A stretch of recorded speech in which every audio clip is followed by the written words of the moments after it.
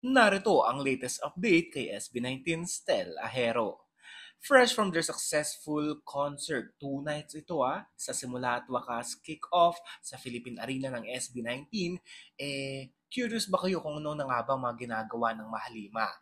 Well, itong si Stel, ibinahagi niya sa atin sa kanyang Instagram stories na itong dalawang video clip na kung saan porsigido siya ang kanyang dedikasyon sa pagpapaganda ng kanyang katawan, pagme-maintain ng kanyang build, at sa kanyang fresh and healthy lifestyle talaga.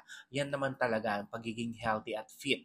Samantala, napakaganda ng mga litrato ni Stel na ibinahagi nila sa atin, no? Kitang-kita mo talaga ang kanyang new look from having a long hair at ito nagpakulay din siya ng buhok. Napaka-fresh talaga.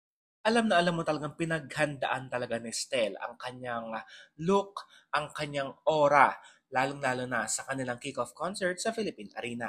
Samantala, narito naman kanyang look sa kanyang sound check before the concert.